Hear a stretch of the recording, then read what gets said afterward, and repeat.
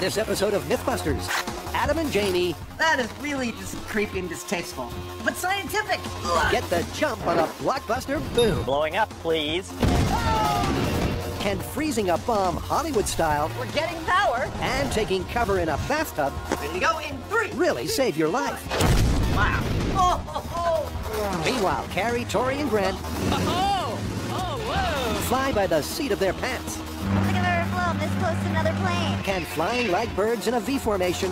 And we started getting sucked in towards the lead plane. Save planes fuel. Why are we doing this? And you money. There's a lot of sexy data we got going here. Sexy data, not just the normal stuff. Who are the MythBusters? Adam Savage. Oh, it's scientific! And Jamie Heineman. I'll be darned. Between them, more than 30 years of special effects experience. Together with Carrie Byron. Time to wreck this car. Tori Belleci. We only have one shot at this. And Grant Imahara. I'm okay. They don't just tell the myths. They put them to the test.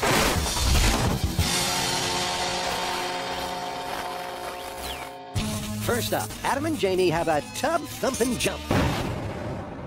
This is a story that is about literally almost kissing her ass goodbye. How's that? This one comes from Lethal Weapon 2. In the movie, Danny Glover sits down on the toilet in his house for a regular constitutional and he hears a click. When he looks down, he notices that his toilet's been rigged with a pressure switch that will set off a bomb the moment he stands up. Are you with me? Yeah, I haven't seen the movie. That doesn't surprise me. Anyway, he waits there all night before getting up the courage to call his partner, Mel Gibson, who shows up, and they concoct this plan that they will leap from the toilet into the bathtub for protection from the bomb.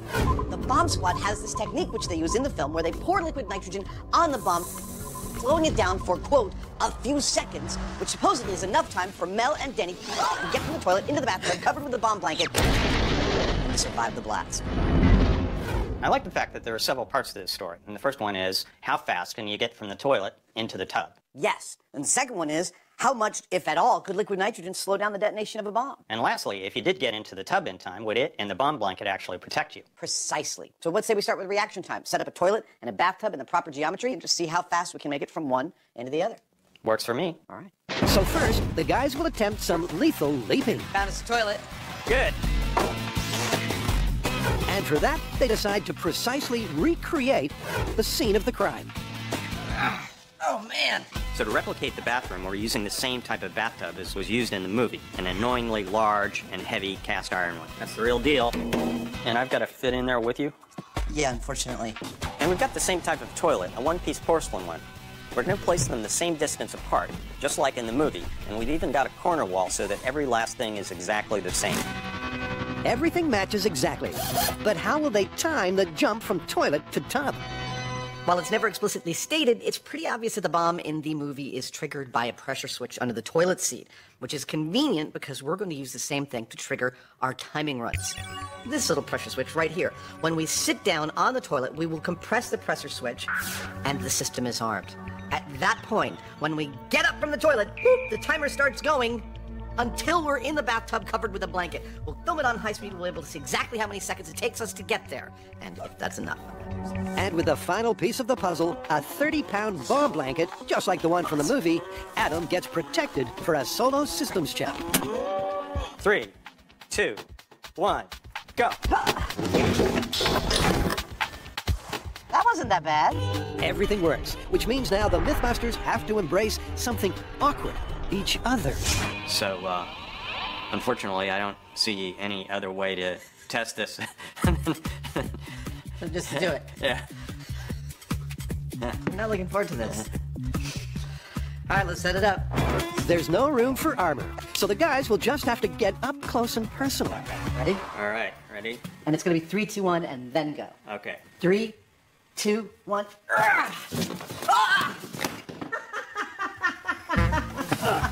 We gotta do it one more time. I missed the blanket. That is really just creepy and distasteful, but scientific. Scientific indeed, although Jamie seems to exit the tub at the same speed he got into it. All right, let's see how we did here. The jump is even more hilarious in slow motion. Your form is excellent. You're hugging the side. But it's clear that having Jamie stay low while Adam deals with the blanket is the right strategy. That is unbelievable. There we go. We are at 2 seconds, and 2 guys are fully covered in that bathtub. Nice work. 2 seconds ain't bad, but to see if they can improve, the guys go for the best of 3. 1, go. Hey, that was pretty darn good. I'm getting all bruised along this side. Me too. Jamie and I were able to get from the toilet into the tub and covered by the bomb blanket in just under 2 seconds flat. Now the question is, will pouring liquid nitrogen on our plastic explosives bomb slow its detonation down by at least that amount of time? If it can, then it would seem that Mel and Danny could get to the relative and possible safety of the bathtub in time. If it doesn't, then I guess they'd be vaporized. Either way, it's going to be awesome. Next, Carrie, Tori, and Grant are winging it. All right, so what's the myth? So I'm sure you've seen birds flying in a V. Yeah. Okay, well, supposedly they do that because it's more energy efficient, which leads into our myth. If it works for birds, can it work for planes? So do you actually save fuel by flying in a V formation? Exactly. And more importantly, save money. Birds of a feather flock together. And they also fly in V formations. But does that conserve energy? And if it does, is what's good for the goose also good for planes in the wide blue yonder? All right, so I think the first thing we should do is go talk to a bird expert. Let's find out if they actually do fly in a V formation because it's more energy efficient. Then we could get some small-scale models of planes taken to NASA's water channel and see if they do the same thing. Sounds like a great plan. It's a 2-pronged plan. And to find out why birds fly in a V, Carrie and Tori head to Chrissy Field's Bird Sanctuary, Come on, Carrie. I know you're going to do that. where bird expert Peter Pyle can answer their feathery inquiries. All right, now, why is it that you see birds flying in V formation? The birds behind the lead individual, all birds going back in the V, will save energy by flying within the vortices of the wing beats of the bird in front of them. Now, you're talking about riding the vortex. What does that mean? Each bird, as it flaps its wing, creates a vortex behind that wing. And the vortex is created because there's a pressure differential between higher pressure below the wing and lower pressure above.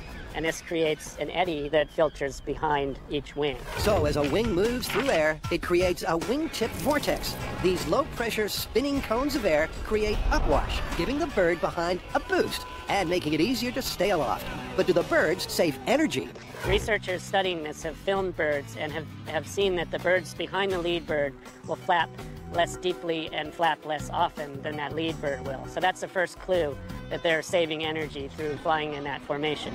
Okay, so less flapping means birds do save energy flying in the V formation, meaning Carrie can start on stage 2. Now, after talking to our bird expert, I'm starting to think this myth is looking really, really good. But birds are not aircraft. So, I'm building a model airplane to take to NASA's water tunnel so I can see if flying in a flat formation has the same benefits for airplanes as it does for birds. Since planes don't flap their wings, the team will examine the aerodynamics behind a fixed-wing aircraft. Sand it, paint it, put it in the tunnel. And after a luminous paint job, Carrie's model is ready to strut its stuff. Love coming here. Water tunnel? Good fun. At NASA, Steve Smith is on hand to help figure out the aerodynamics of the V formation. Okay, model's in place. All right, so what are we going to see here? Okay, well, let's go ahead and turn the dye flow on. I can start to see it, like, create kind of a tube. As the dye flows, it's clear that there is a vortex coming off the wingtip of the front plane.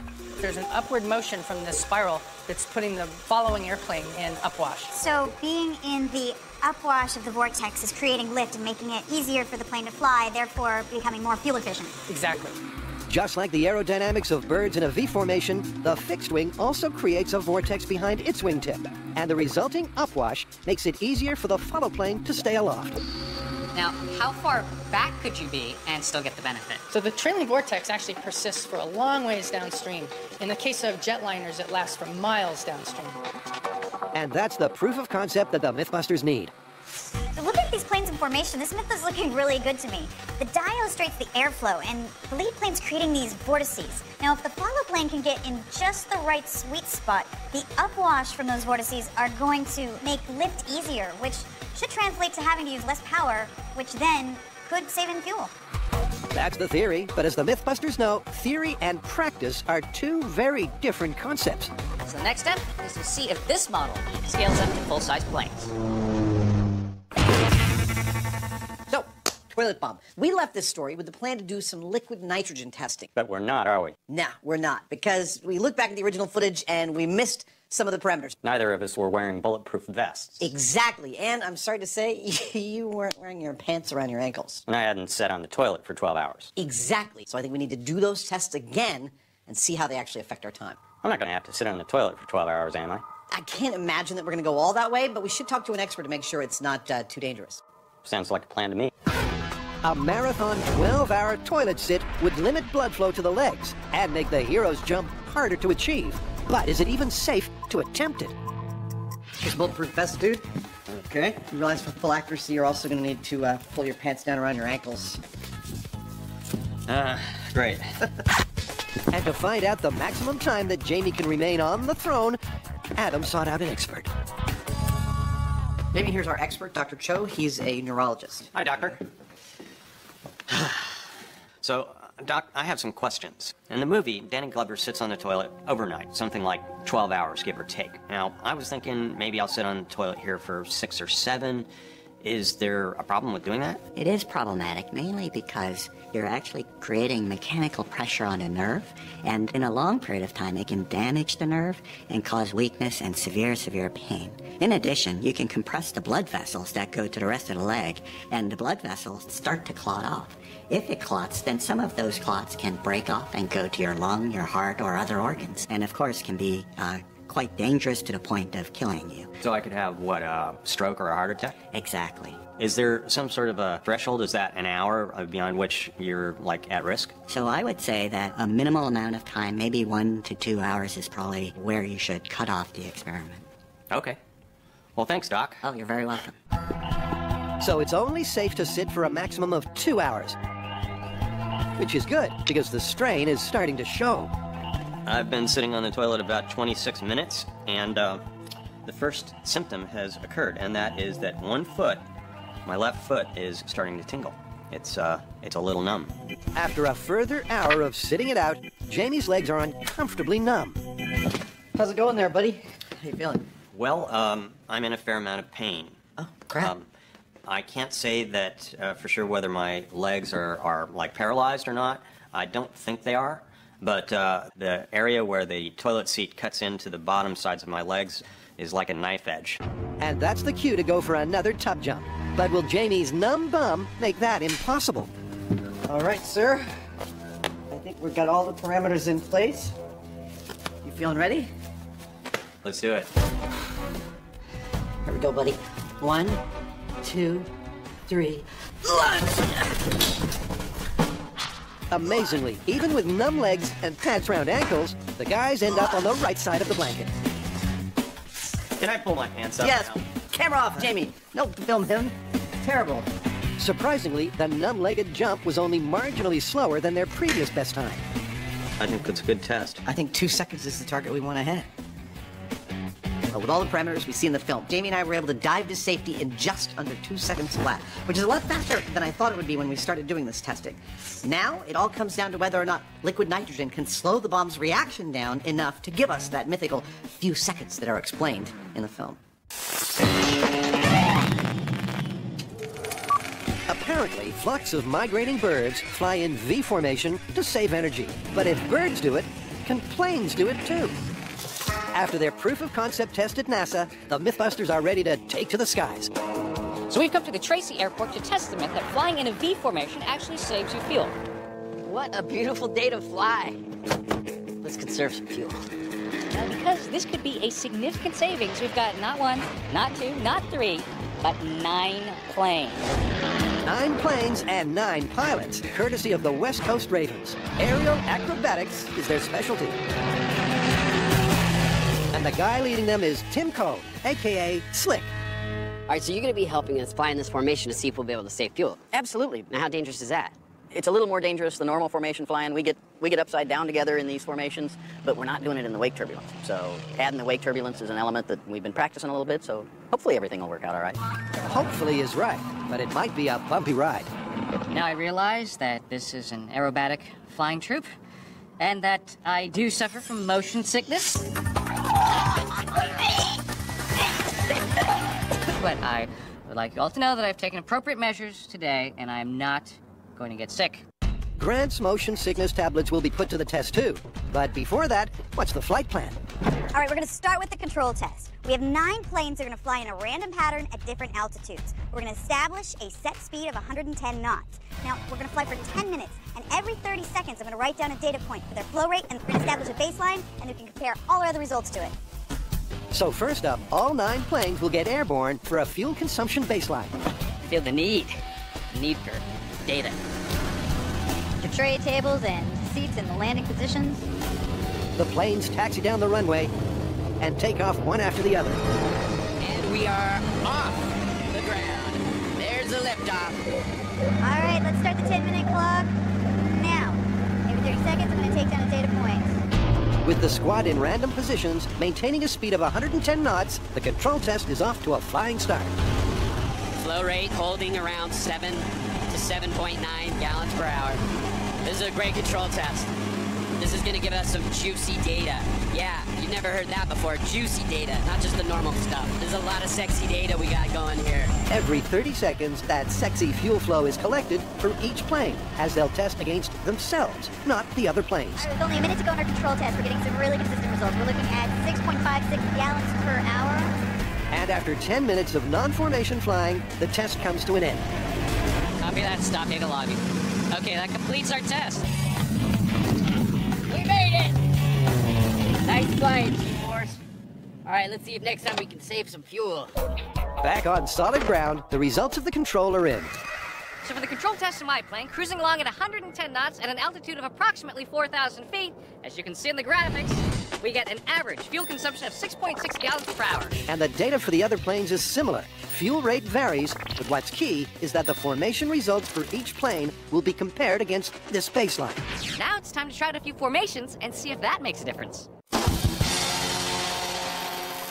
With the good cop sitting on a time bomb, it's down to some liquid nitrogen, a quick jump, and a bathtub to save his butt. Adam and Jamie have proven it takes 2 seconds for 2 men to make the leap. But can pouring freezing liquid nitrogen onto a bomb create the 2-second delay needed for a getaway? The guys are headed to the top of the range to find out. In the movie, they pour liquid nitrogen on the bomb behind the toilet in order to slow it down and give themselves an extra few seconds. Now, when we hear that statement, we figure that the liquid nitrogen could be acting in one of 2 ways. Either it is slowing down the C4's own reaction to the blasting cap going off and delaying the explosion, or it's actually slowing down the chemical reaction within the batteries that initiate that blasting cap going off. Whichever it is, we're going to find out here in the bomb range because we're going to try all those permutations right here. For that, Adam has built a disposable rig to pour liquid nitrogen onto the bomb. Perfect. But the trickiest part will be capturing the detonation delay. So the MythBusters Brains Trust has designed this. We've set up a system whereby when I press these buttons, It sends power to this relay switch right here. Now, one leg of this relay instantly lights up this LED sign. simultaneously, the relay's other leg sends power over to this block of C4. Enough power, in fact, to detonate it. If there is any difference at all between the power impulse and the detonation, we should see it in the difference between the lighting of that sign and the detonation of this explosive. And the first test of the system will be straight C4 to find the normal detonation delay. Okay, arming the system. All right, this is straight C4 in 3, 2, 1. That was lovely. That was really nice. Kind of a refreshing Refreshingly explosive. But was there any kind of delay? All right, it took 10 frames between the light lighting up and the C4 exploding. 10 frames, we were shooting at 3,000 frames per second, so it's effectively 3.3 milliseconds between initiation and detonation. Just over 3,000ths of a second. Yeah. 3 milliseconds is the standard C4 detonation delay. So now, crack open the liquid nitrogen. This is exactly what I imagined being a mad scientist would be like when I was a child. With 1 cup in the flask and an identical piece of C4 in the dish, Okay, we're set. we're ready. The guys retire to safety, where they wait the 2 minutes of the movie for the C4 to fully freeze. Okay, here we go. In 3, 2, 1, go!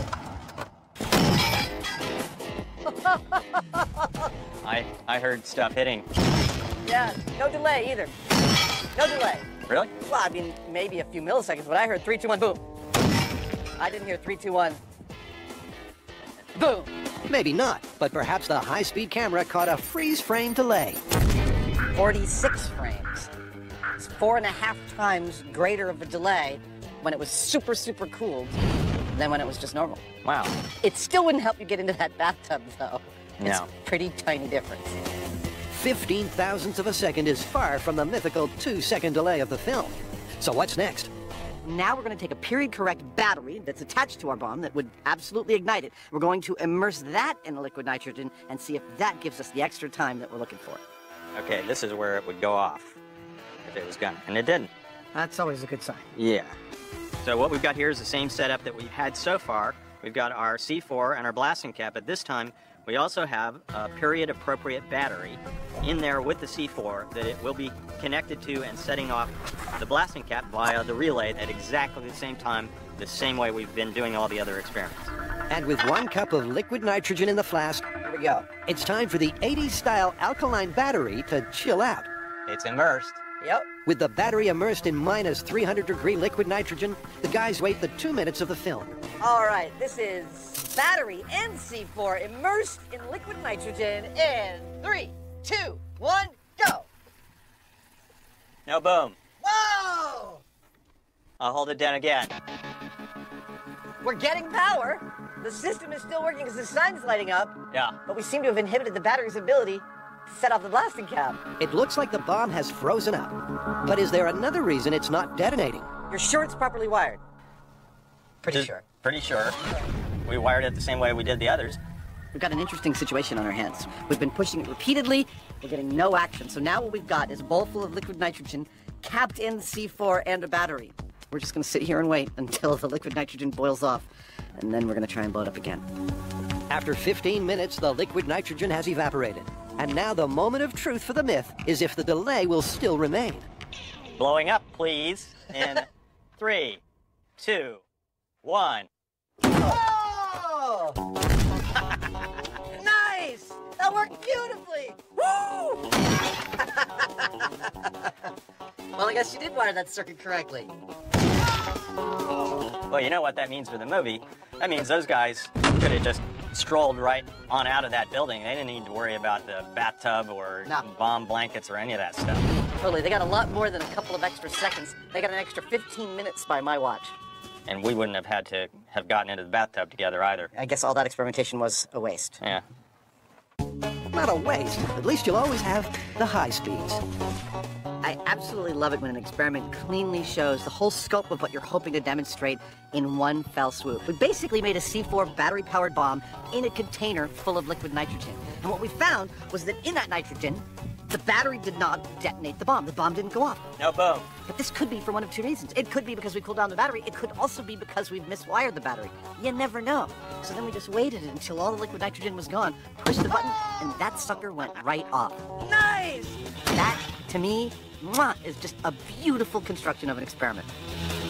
And a beautiful illustration of the science behind the movie myth. Well, it would appear that the Lethal Weapon 2 Bomb Squad's technique for slowing down a bomb are far more effective in reality than they are in the movies. When does that ever happen? Yeah, I know. But we're not done yet. There's still quite a few more pieces to this puzzle that we have to tease out. I know. Let's get to it. All right, so we're back. We're out at the Tracy Airport to test whether flying in a V formation will actually save you fuel. But we're not just going to test the V formation. We're also going to test flying abreast, side by side, and a conga line to see if maybe there are other formations that might save you fuel.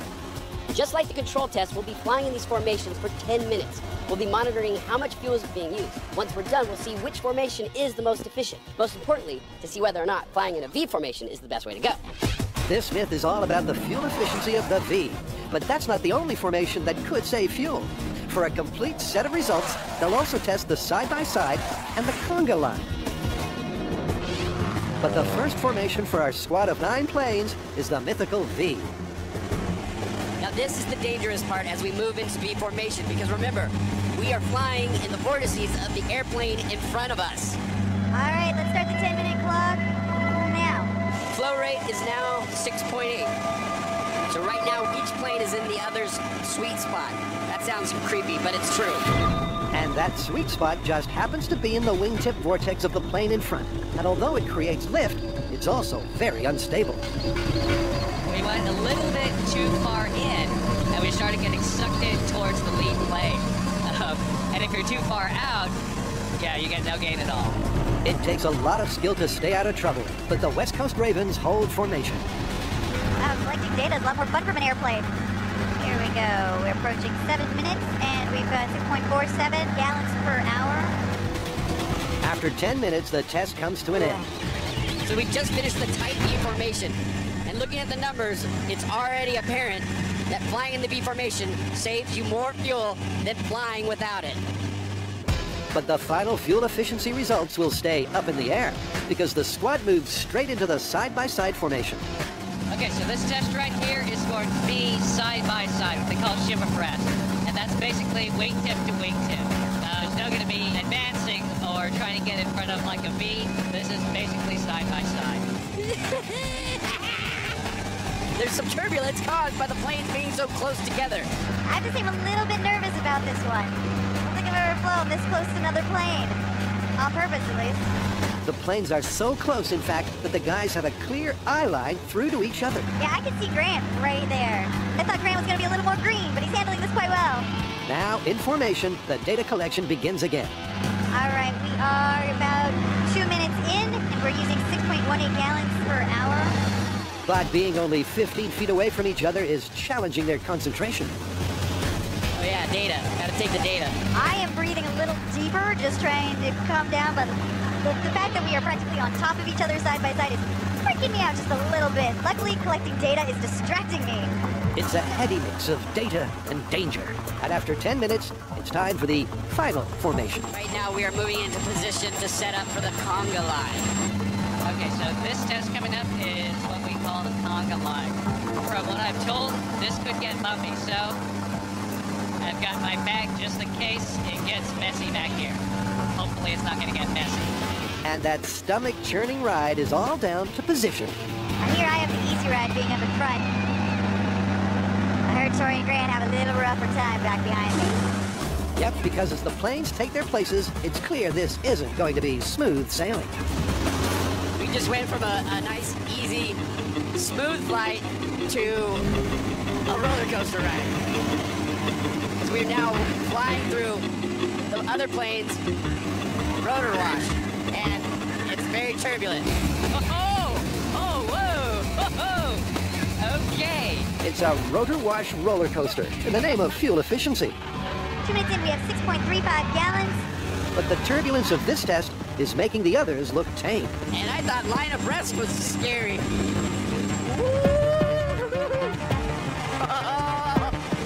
Now, here's an interesting thing. The pilot in front of us is getting kicked out, and when they get kicked out, so do we. So it's sort of a thing that you go all the way down the line. It's like bang, bang, bang. Oh my God. I hate the conga line. Holy crap.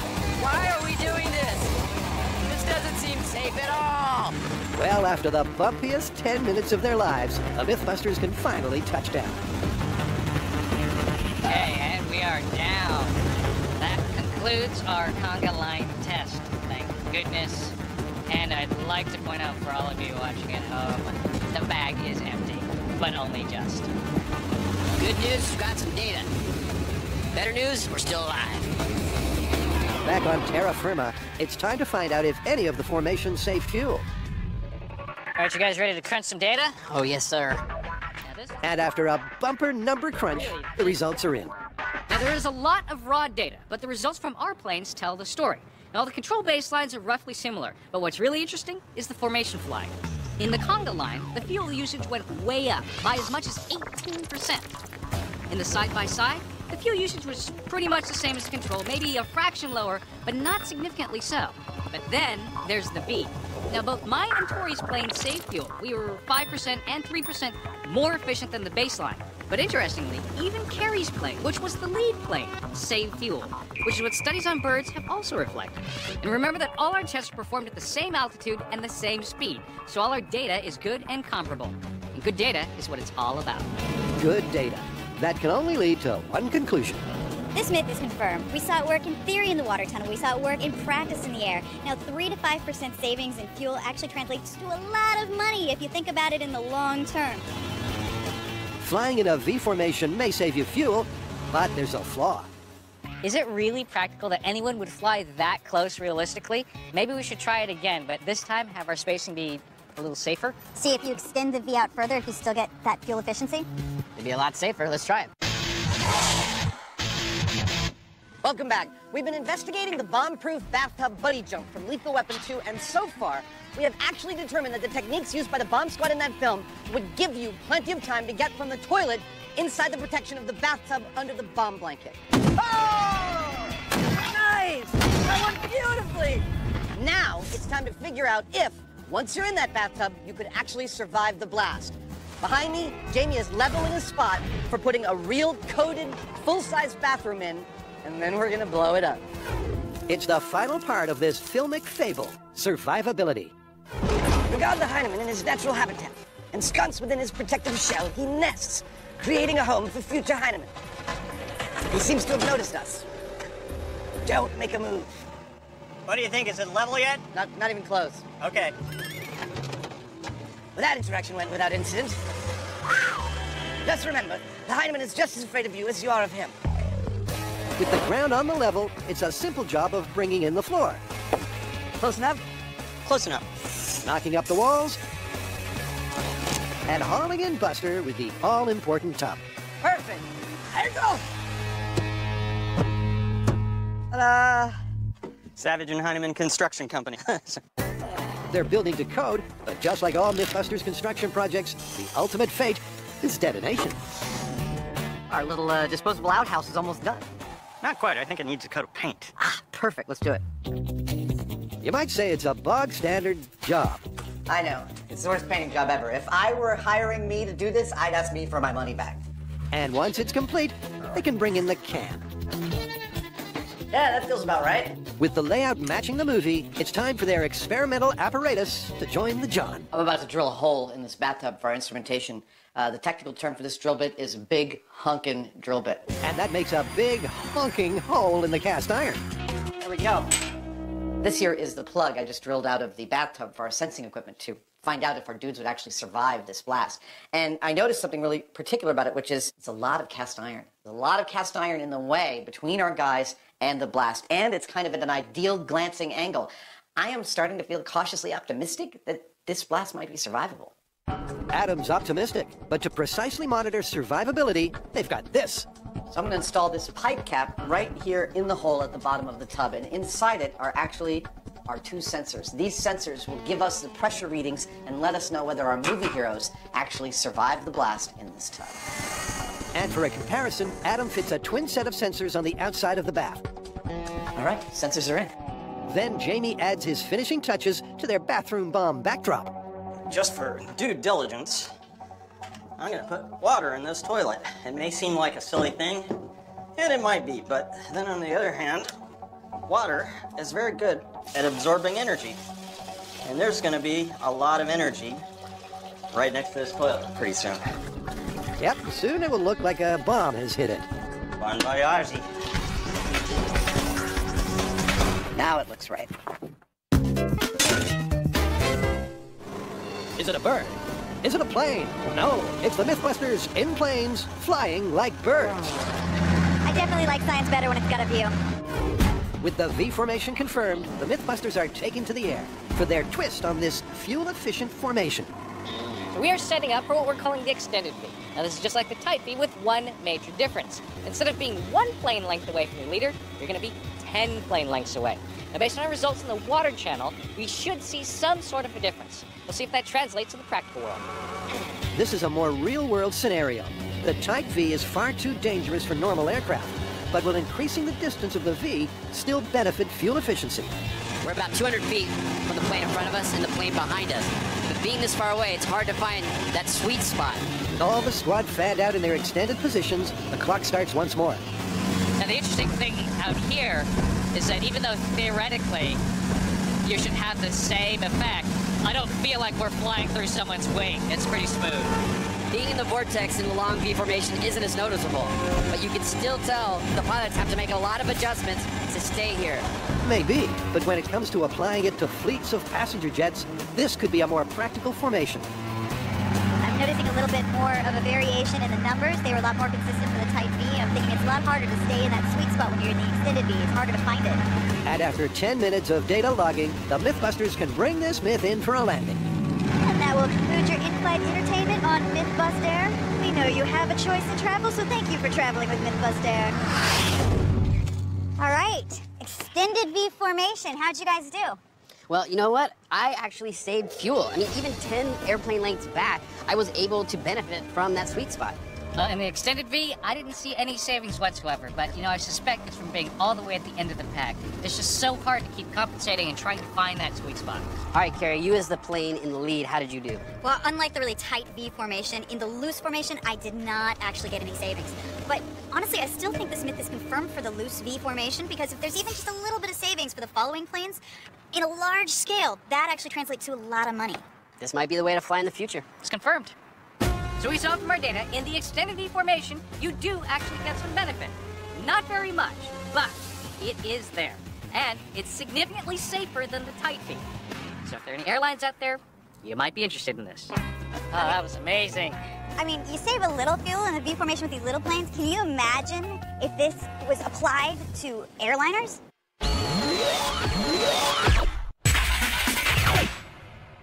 Down on the range, the MythBusters are prepping for the bathroom boom. We are almost there, and here's how this experiment is going to play out. Our bomb will be placed exactly where it is placed in the film, directly behind the toilet on the ground. Buster will be inside the cast iron tub, the exact same geometry as we see in the movie, and he will be covered by an actual bomb-proof blanket. Underneath this blanket are 2 pairs of PCB pressure transducers. And the signal from the sensors will be coming through wires that go into this pipe and are buried in the ground for their protection, and are picked up by this data acquisition center, which will take a signal and send it through that wire. And ends up here, where our trusty David Harding will receive those electrical signals as data and tell us once and for all whether Buster and the tub survived the blast. Pretty cool, huh? Pretty cool. And the very last piece of this lethal weapon myth is the lethal weapon itself. We're going to be using just under a kilo of C4 in this experiment. What do I think that's going to do? Well, we've used that quantity before. Specifically, we've used it on the Valkyrie experiment. We turned a 40-foot shipping container from rectangular to tubular, and it was buried underground. So this whole building, I think it's going to be pretty much gone when we're done. It might make their outhouse more out than house, but it's the same amount of C4 as the bomb in the movie. We are going to try and find out if Buster would survive in that cast iron bathtub protected by the bomb blanket. And inside that tub, our PCB pressure transducers are actually going to give us some mighty fine readings. They should be able to tell us whether Buster's dead, or merely severely injured, or maybe just had his eardrums blown out.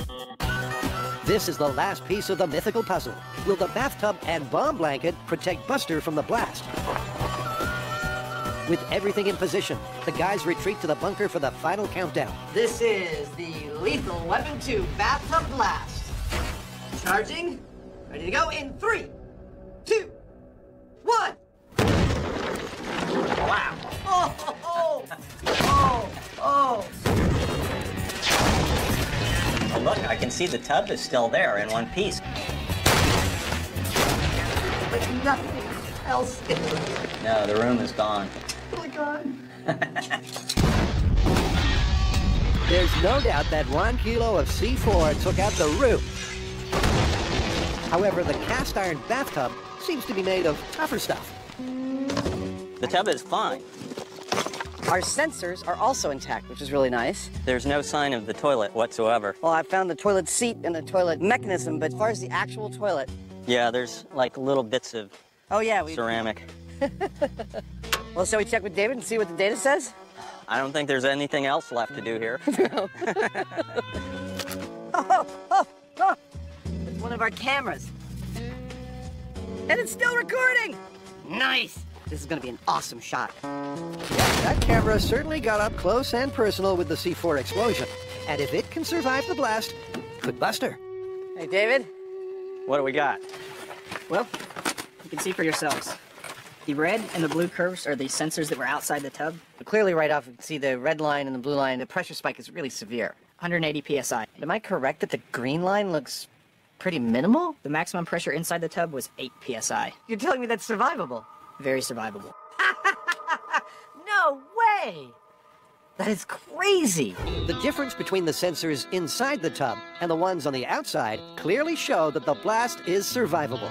And, moreover, would they have had hearing damage? The threshold for a ruptured eardrum starts around 5 psi, so there is a chance, and according to our research, it's probably going to be between 10 and 15% chance of hearing damage. That's still pretty low. That blows my freaking mind. With only a 10 to 15% chance of hearing damage, it seems that, amazingly, this lethal weapon leap is confirmed.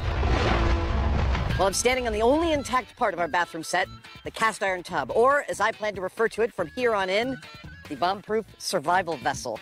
Buster here is a living being thanks to the strength of this bathtub. And even though I predicted that that might actually occur, it doesn't mean I'm completely blown away looking at the damage around me and finding out that it was true. I'm totally astonished. I mean, first of all, it turns out that liquid nitrogen will slow down the detonation of a bomb, and then it turns out that the cast iron tub will totally protect you from the blast when it does go off. Yeah, how often do we replicate an action sequence and everything turns out to be true? Everything's confirmed. Who knew?